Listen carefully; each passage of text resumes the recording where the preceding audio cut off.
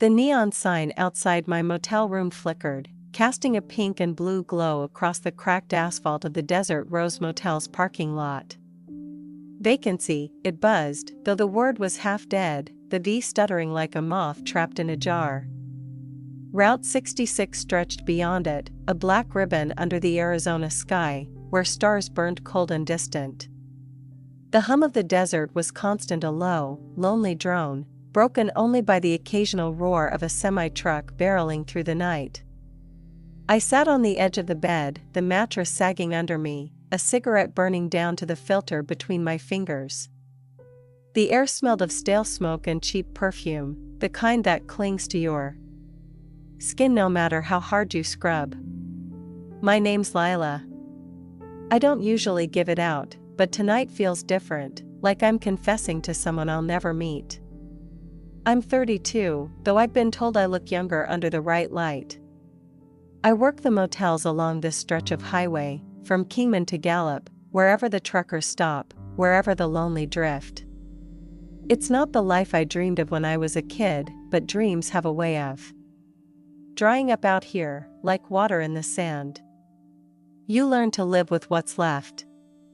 The clock on the nightstand blinked 11:47 p.m., its red digits harsh against the warm glow of the lamp beside it. The lamp was old, its shade yellowed, throwing shadows that danced across the peeling wallpaper. Faded roses, ironic for a place like this. My dress, a deep burgundy thing I'd worn too many times, clung to my thighs, the fabric warm from the desert heat that never quite faded, even at night. I'd painted my nails red that morning, but one had chipped, a jagged little flaw I couldn't stop staring at. He was late. My client, I mean. I didn't know his name yet. Most don't give one, and I don't ask. The arrangement was simple. He'd called through my burner phone, voice low and steady, asking for company at the Desert Rose, room 12. Cash only, half up front, half after. Standard deal. But something about his voice had lingered, a softness beneath the gravel, like he was holding something back. I couldn't shake it, even now, as I waited, the cigarette ash falling onto the carpet. The curtains, thin, dusty things stirred slightly, though the window was closed. Maybe it was the hum of the air conditioner, or maybe it was just this place, alive with its own ghosts. I stood, smoothing my dress, and crossed to the mirror above the dresser. My reflection stared back, eyes shadowed with kohl, lips a shade too bold. I looked like someone else, someone who knew what she was doing. But inside, I was a mess of nerves, same as always. You'd think I'd be used to it by now, but every knock on the door feels like the first. I lit another cigarette, the match flaring bright for a moment before the room settled back into its dim glow. The smoke curled upward, lazy and slow, like it had nowhere to go. I leaned against the dresser, my hip brushing the edge, and let my mind wander. I thought about the diner down the road, the one with the jukebox that only played Patsy Cline. I thought about the kid I used to be, the one who'd sit on her daddy's porch in Oklahoma, dreaming of Hollywood lights.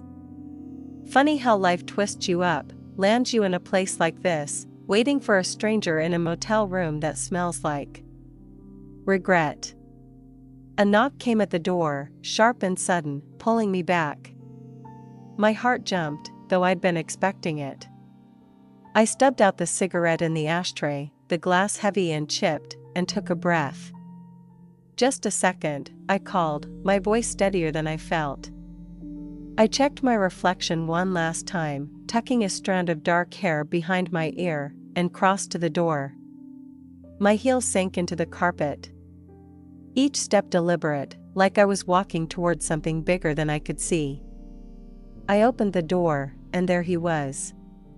Tall, maybe 6 feet, with broad shoulders under a worn leather jacket. His hair was dark, streaked with gray at the temples, and his eyes, God, those eyes, were a deep, stormy blue, like the sky before a monsoon. He didn't smile, but there was something in his face, a quiet intensity that made my breath catch. He held a duffel bag in one hand.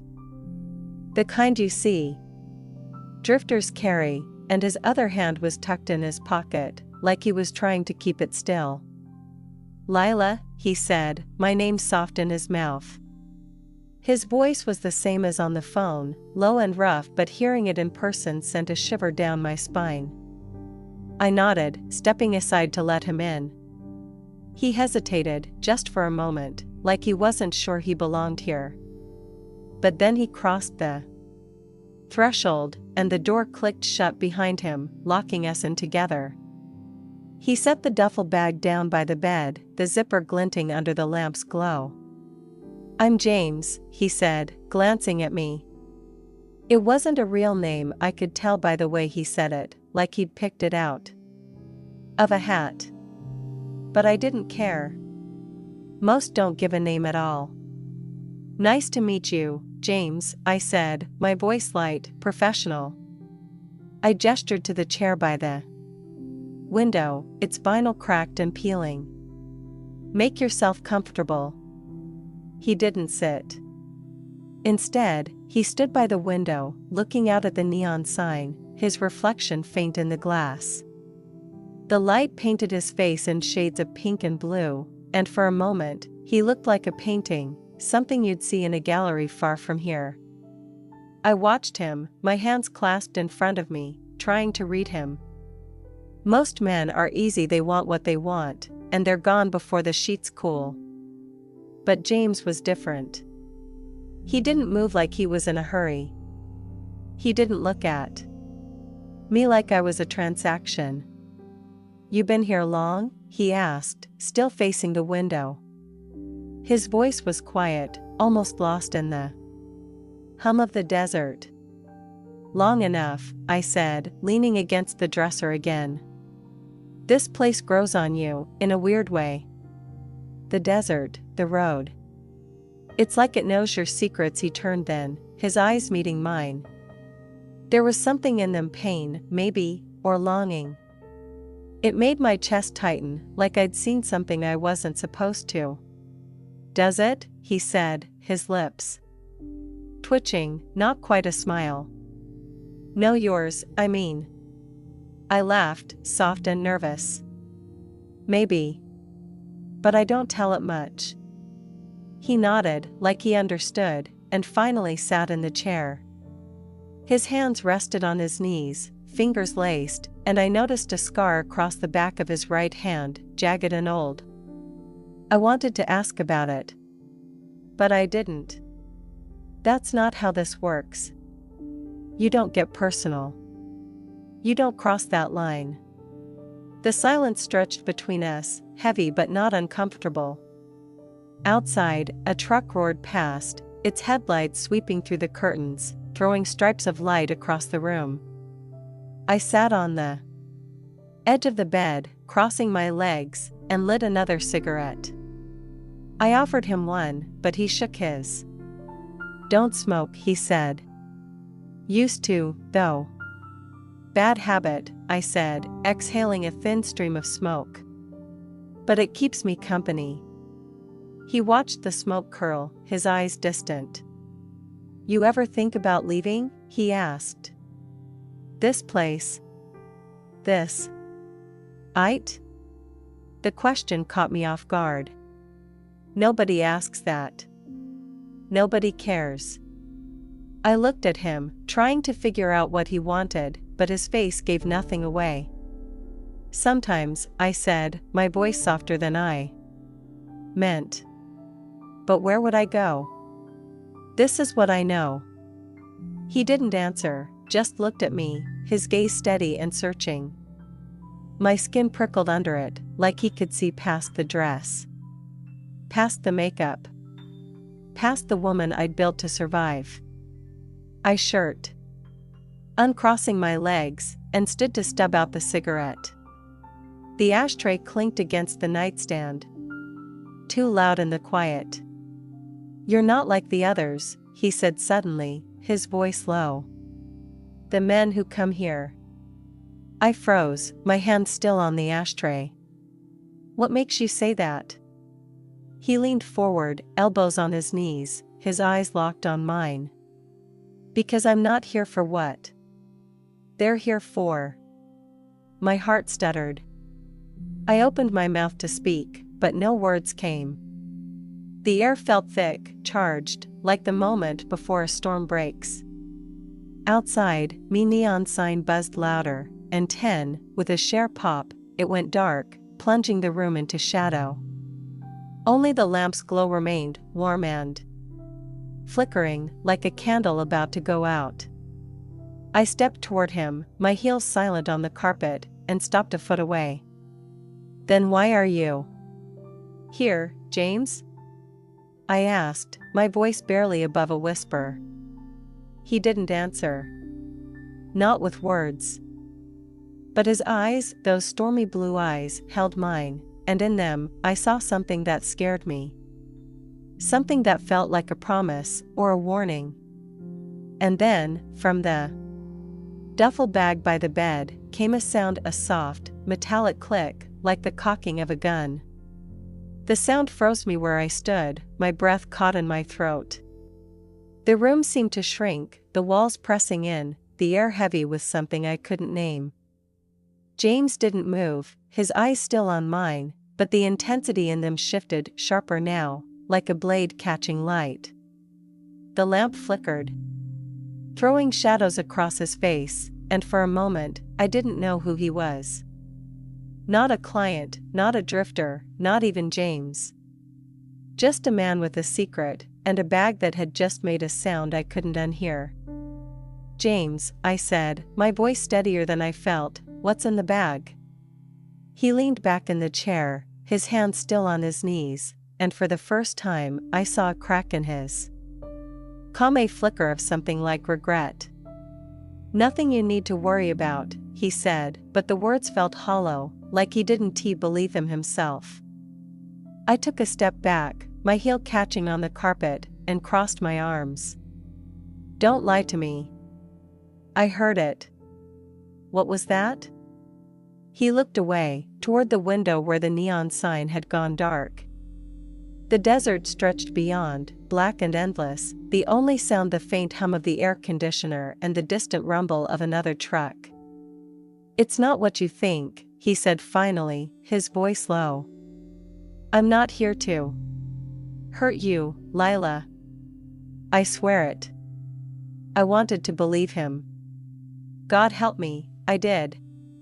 There was something in his voice, a rawness that cut through the fear, but I wasn't a fool. I'd been in too many rooms like this, with too many men who promised one thing and meant another. I glanced at the door, calculating the steps it would take to reach it, the seconds it would take to turn the knob. But something held me there, his eyes, maybe. Or the way he sat, like a man carrying a weight he couldn't put down. Talk to me, I said, softer now, leaning against the dresser. If you're not here to hurt me, then why? The bag? Why the whatever that was? He rubbed a hand over his face, the scar on his knuckles catching the light. It's complicated, he said. I didn't plan on this. On you. On me? I laughed, sharp and bitter. I'm just a job, James. You paid for my time. Don't make it more than it is. His head snapped up, his eyes fierce. You're not just anything, Lila. Don't say that. The words hit me like a slap, stealing my breath. Nobody talked to me like that. Nobody saw me like that. I was a shadow, a transaction, a name they forgot before the sun came up. But James looked at me like I was real, and it scared me more than the sound from the bag. I sank onto the bed, my hands gripping the edge, the mattress creaking under me. The lamp's glow warmed my skin, but I felt cold inside, like the desert had slipped into my bones. You don't know me, I said, staring at the carpet, it stains like a map of someone else's mistakes. You don't know what I've done, what I am. I don't need to, he said, his voice soft but firm. I see you. I looked up, my eyes burning, and found him watching me, his face open, unguarded. It was too much. I stood, pacing to the window, my reflection faint in the glass. The parking lot was empty now, the neon sign still dead, the stars brighter without it. I wrapped my arms around myself, my nails digging into my skin, and tried to breathe. Tell me something, I said, not turning around. Something true. If you want me to trust you, give me that. He was quiet for so long I thought he wouldn't answer. But then he spoke, his voice low, like he was pulling the words from somewhere deep. I'm running, he said. From something I did a long time ago. Something I can't take back. I turned, my heart pounding. What did you do? He shook his head, his eyes distant. Doesn't matter. It's in the bag, though. Part of it, anyway. I glanced at the duffel, its black canvas innocent under the lamp's glow. My mind raced money, drugs, a weapon. But none of those fit the man in front of me, the man who looked at me like I was more than a shadow. Why here? I asked. Why me? He stood, slow and deliberate, and crossed to the window, stopping a few feet away. Close enough that I could smell his cologne, something woodsy, faint, like pine after rain. I didn't choose you, he said. Not at first. I just needed a place to stop, to think. But then I saw you, and... He trailed off, his eyes searching mine. I don't know, Lila. I just couldn't walk away. My throat tightened, and I looked down, my chipped nail glaring under the light. I wanted to laugh, to tell him he was full of it, but I couldn't. Not with the way he was looking at me, like I was the only thing keeping him from falling apart. We stood there, the silence thick, the air humming with something I couldn't name. I thought about the men who'd come before him, their hands too rough, their eyes too empty. I thought about the girl I'd been, the one who believed in love, in forever. She was gone, buried somewhere along this highway, but standing here, with James, I felt her stir, like a ghost waking up. Sit with me, I said, my voice barely audible. I moved to the bed, perching on the edge, and after a moment, he followed, sitting beside me. Not close enough to touch, but close enough that I could feel the warmth of him, the quiet strength in his frame. The mattress dipped under his weight, and for a moment, it felt like we were the only two people in the world. Tell me something about you, he said, his voice gentle. Something true. I laughed, soft and shaky. You don't want to know my truths, James. I do, he said, and the way he said it, like he meant it, broke something in me. I looked at him, my eyes wet, and took a breath. I used to sing, I said. When I was a kid. In church, in the school choir. I thought I'd be a star someday, like Dolly Parton or someone. Stupid. Right? Not stupid, he said, his eyes soft. What happened? Life, I said, shrugging. My dad left. My mom got sick. I had to work, and here I am. He nodded, like he understood, and reached out, his hand hovering near mine, not quite touching. You still sing? He asked. Sometimes. I said. When nobody's listening.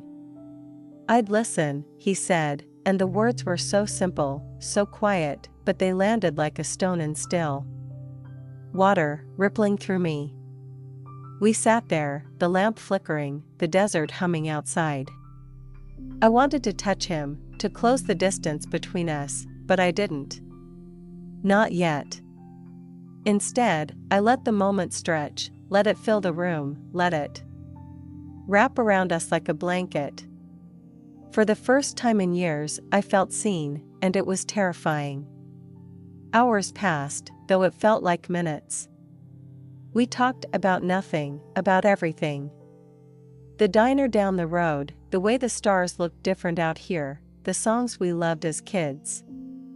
He told me about a dog he had once, a mutt named Rusty who'd follow him everywhere. I told him about the time I stole a lipstick from a drugstore, how I cried for days after. We laughed, soft and careful, like we were an Iota Aurillac the Sioux, but the bag was still there, a shadow at the edge of the room. I tried to ignore it, to focus on James, on the way his eyes crinkled when he smiled, on the warmth of his voice. But it was always there, a reminder that this wasn't real, that it couldn't last.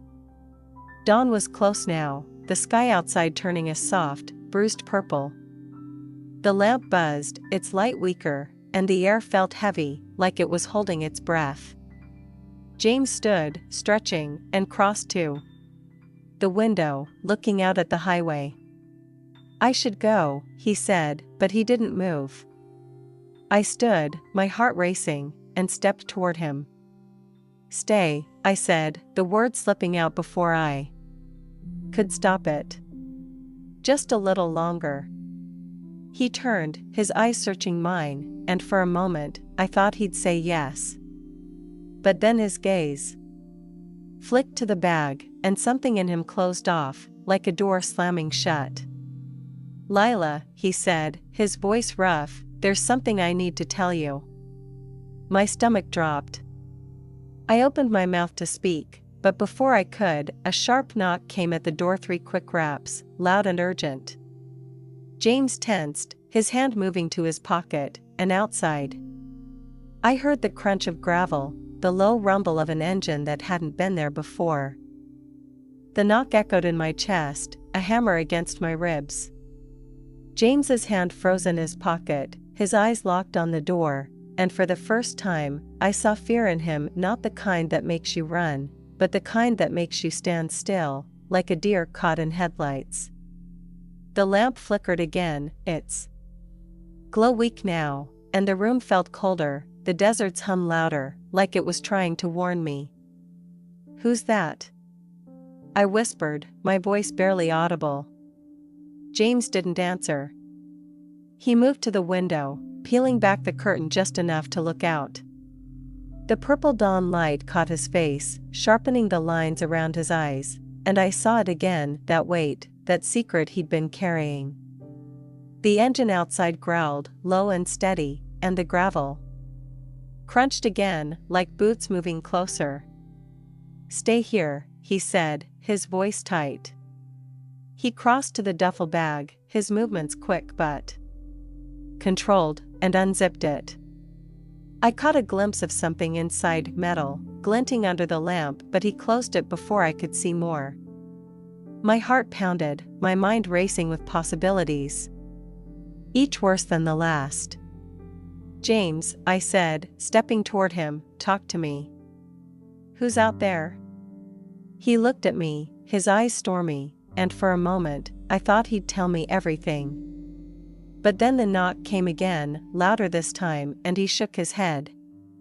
I'm sorry, Lila, he said, his voice breaking. I didn't want this. He grabbed the bag and moved to the door, his hand on the knob. I reached for him, my fingers brushing his sleeve, but he pulled away, gentle but firm. Don't, he said, his eyes pleading. Just stay safe. And then he was gone, the door clicking shut behind him, leaving me alone in the room. The lamp buzzed, flickered, and went out, plunging me into darkness. Outside, I heard voices, low, urgent, too muffled to make out. The engine revved, tires spitting gravel, and then silence, heavy and final. Like the world had stopped breathing. I sank onto the bed, my hands shaking, the mattress creaking under me. The room was dark now, the only light the faint purple glow seeping through the curtains. I wrapped my arms around myself, my nails digging into my skin, and tried to make sense of it.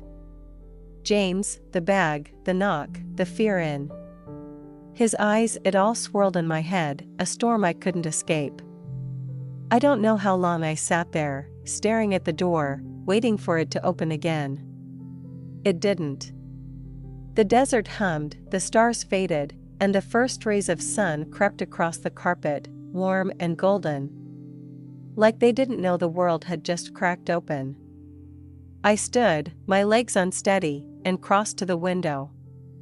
The parking lot was empty, the neon sign still dead, the highway stretching into the distance, shimmering under the rising sun. No sign of James, no sign of the car, no sign of whatever had come for him. Just me, and the desert rose, and the ghosts of last night. I lit a cigarette, the match flaring bright in the dim room, and leaned against the dresser. The smoke curled upward, lazy and slow, and I let myself remember. His eyes, his voice, the way he'd looked at me like I was more than a shadow. I remembered the moment I'd asked him to stay, the way his face had softened, like he wanted to say yes. I remembered the knock, the fear, the door closing behind him. I'd never see him again. I knew it, deep down, the way you know when something's gone for good. But he'd left something behind, not in the bag, not in the room, but in me. A spark, a crack in the wall I'd built around myself. For the first time in years, I felt alive, and it hurt, like blood rushing back to a numb limb. I finished the cigarette, stubbed it out in the ashtray, and looked at my reflection in the mirror. My makeup was smudged, my hair messy, my eyes red. But I didn't look like someone else anymore. I looked like Lila, the girl who used to sing, the woman who'd survived, the one who'd felt something real, even if it was just for a night. I packed my things, a few clothes, a toothbrush, the burner phone, and left the room, the door clicking shut behind me. The sun was higher now, the desert awake, the highway alive with the hum of trucks and the promise of somewhere else. I walked to my car, a beat-up Chevy I'd had for years, and slid into the driver's seat. The leather was warm, the air thick with dust and memory. I didn't know where I was going. Not back to the motels, not back to the life I'd known. Maybe west. To California, where the ocean stretched forever. Map north. To somewhere green and quiet. All I knew was that I couldn't stay here, not after James, not after last night.